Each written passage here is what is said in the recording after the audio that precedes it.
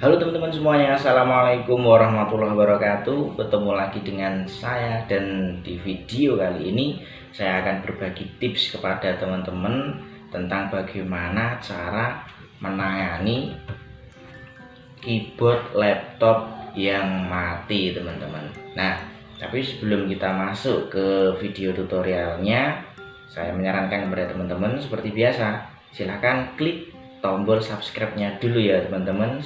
Nah, untuk kasus kali ini saya kebetulan ada titipan laptop milik salah satu teman. Ini laptopnya. Nah, laptop ini mengalami masalah, yaitu ada satu tombol yang mati, teman-teman.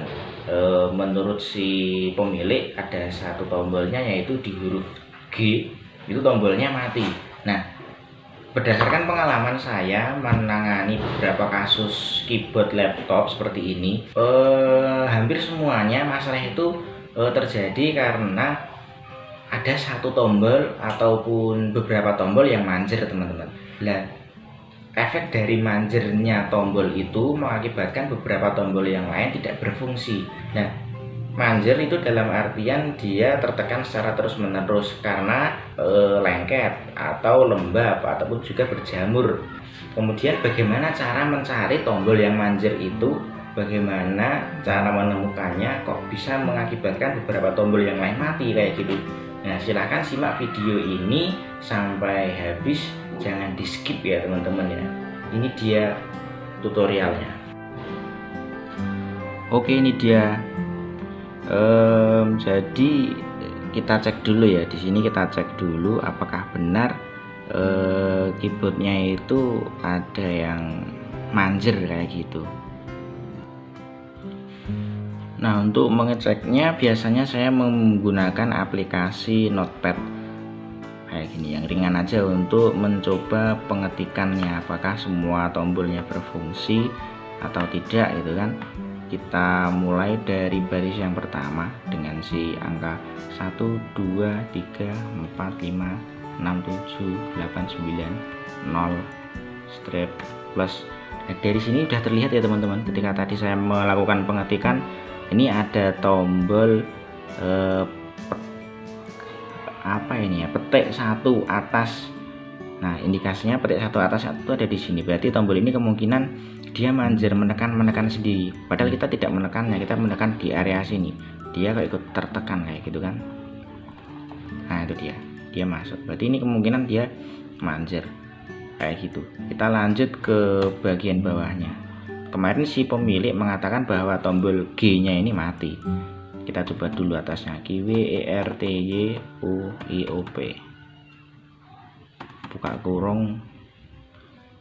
Nah, kemudian bawahnya ada ASD, nggak fungsi.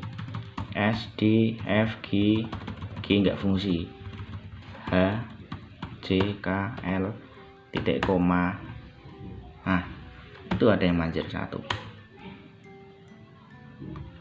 Oke, kemudian Z, E. Nah, ini manjer juga ini. Z, E, C, V, B, N, M, koma kayak gini. Nah, ternyata banyak sekali yang manjer ya. Tadi ada petik 1, kemudian ada garis miring, ini juga terindikasi manjer kayak gitu. Nah, untuk lebih detailnya sebenarnya ada alat bantu, yaitu aplikasi yang bisa kita gunakan untuk mengecek keyboard kita, teman-teman. Jadi ada aplikasi khusus, dia bisa membantu kita pengecekan keyboard kita tanpa kita harus melakukan seperti itu tadi. Di sini saya sudah menyediakan aplikasinya, dan teman-teman jika ini menggunakan aplikasi ini bisa langsung download ya. Nanti link downloadnya saya sediakan di deskripsi. Nah, namanya adalah keyboard test portable kayak gini, teman-teman. Ini tinggal dibuka aja. Ini saya upload ataupun saya unggah dalam bentuk arsip RAR ya, teman-teman. Bisa buka langsung kayak gini aja. Nah, ini dia keyboard portable-nya. Ini bisa membantu kita dalam mengeceknya. Di sini kalau kita tadi menggunakan Notepad kan kita tidak bisa mengecek tombol bagian fungsi ini apakah manjur atau enggak, karena ketika kita menekan tombol fungsi-fungsi ini tidak terdeteksi di notepad. Kalau pakai ini bisa escape misalkan, oh dia. Nah ini yang hijau kayak gini dia normal.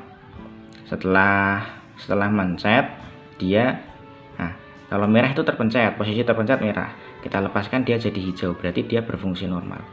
Kemudian F2 dia nggak fungsi, F3 fungsi, F4 fungsi, F2 ini ternyata manjer. Itu merah itu berarti kan dia tertekan, seharusnya seperti huruf S ini S, ketika saya tekan dia merah, ketika saya lepas dia hijau. Itu ada dua tombol yang dia selalu merah, berarti dia selalu tertekan, itu berarti indikasinya dia itu manjer teman-teman. Saya lebih dekatkan lagi biar lebih jelas kayak gitu. Nah ini ada dua tombol yang manjer, kita cek terus. F5, 6, 7 nggak bisa, mati. 8 juga nggak bisa. 9, 10, 11, 12 ini terindikasi manjer tadi ini. 1, 2, 3, 4, 5, 6, 7, 8, 9, 0 strip plus backspace. Nah itu masih manjer. Kemudian ke bagian bawahnya, caps lock nggak bisa berfungsi, A nggak bisa, S, D berfungsi, F, G, H, J, K, L, titik koma kayak gini. Ini kita pencet semuanya aja biar cepat. Nah tombol-tombol yang manjat dan tombol-tombol yang terindikasi tidak bisa nyala yang mana gitu kan. Nah ini teman-teman, ternyata ada beberapa yang masih manjir. Ini tadi ya yang paling parah ya, tombol petik atas sama F2. Di sini ada tambahan lagi, F berapa itu, 5, 6, 7 nggak berfungsi, 8 manjir. Nah G di sini sama sekali tidak berfungsi karena ada tombol yang manjir teman-teman. Nah berdasarkan data-data ini berarti kita langsung melakukan pembersihan ke tombol huruf ini sama ini supaya dia tidak manjir lagi seperti ini teman-teman. Nah kita langsung saja ke caranya teman-teman ya, cara penanganannya. Kita akan bongkar, kemudian kita bersihkan karet touchnya, penekannya di dalamnya. Seperti apa caranya, ini dia, akan saya zoom lebih dekat lagi. Ini dia tombol yang ini tadi yang parah ya manjernya ya, di sini terlihat nih. Nah dia manjir sendiri, bergerak sendiri gitu kan. Di sini terlihat nih garis-garis ini menekan. Ini kalau saya tekan 3, 3-nya muncul, tapi setelah 3 ini si huruf petik 1 ini dia selalu menekan ini. Nah kita akan melakukan pembongkaran supaya petiknya ini tidak manjir lagi seperti ini teman-teman. Kita tinggal congkel aja ini ya, saya menggunakan kuku, teman-teman bisa menggunakan alat yang lainnya yang pipih ya. Dan ini kita lakukan pencongkelan ini dengan cepat supaya tidak rusak, harus hati-hati teman-teman, apalagi ini laptop miliknya orang. Kita bongkar aja kayak gini, nih dia, itu dia. Nah, kita lakukan pembersihan di sini.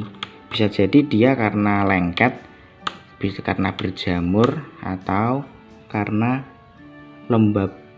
Ini kita kucek-kucek aja pakai kuku, seolah-olah kita mengeruk di bagian dalamnya. Ini saya menekan sampai mengeruk di bagian dalamnya, bagian dalam yang bidang yang akan ditekan oleh si karet ini.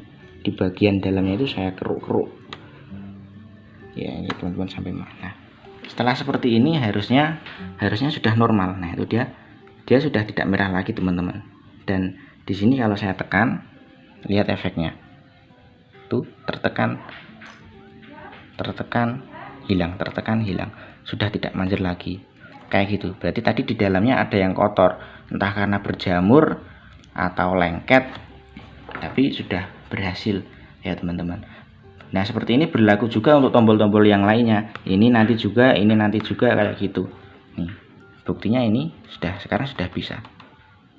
Apakah si G ini tidak berfungsi gara-gara petik 1 ya? Jangan-jangan ya, ternyata bukan, ini belum berfungsi. Ini berarti karena antara F8 atau si F2 ini. Tapi di sini yang manjur parah ada lagi F8. Ini dia F8 di sini posisinya. Ini harus kita bongkar dan bersihkan juga supaya nanti tombol-tombolnya berfungsi normal semuanya. Video ini saya skip karena saya mau menangani dua tombol yang lain ini teman-teman. Nanti takutnya videonya terlalu panjang. Nanti hasilnya akan saya tunjukkan teman-teman. Nah ini dia teman-teman, saya sudah selesai membersihkan dua tombol yang lainnya tadi, dan ternyata ketemu penyebab dari tombol G ini tidak berfungsi adalah karena tombol F8 nya yang manjur. Setelah saya bersihkan F8 ini, sekarang tombol G nya berfungsi normal lagi. Lihat ini, G berfungsi normal, dan F8 nya tidak manjur lagi. F8. Oke, jadi intinya jika ada tombol keyboard yang tidak berfungsi ataupun keyboardnya mati kayak gitu, teman-teman tidak harus buru-buru menggantinya dengan keyboard yang baru. Teman-teman tidak harus buru-buru juga mencari tempat servis karena ternyata sangat mudah sekali cara penanganannya. Teman-teman bisa melakukannya sendiri di rumah. Oh iya teman-teman, jika teman-teman tidak punya kuku kayak gini ya untuk melakukan pembersihan, teman-teman bisa melakukannya dengan benda lain, tapi benda tumpul ya teman-teman, untuk mengotak-atik ataupun membersihkan si karet yang ada di dalamnya tadi. Pastikan dengan benda tumpul, jangan benda tajam. Nanti kalau karetnya itu rusak bisa bahaya ya. Oke, terus demikian, ini dia tutorial dari saya, semoga bermanfaat. Saya ucapkan terima kasih kepada teman saya Muhammad Mustafid Amna karena sudah mengizinkan ini laptopnya saya jadikan konten tutorial kayak gitu. Terima kasih juga untuk semuanya yang sudah subscribe. Sampai ketemu lagi di tutorial yang selanjutnya. Wassalamualaikum warahmatullahi wabarakatuh.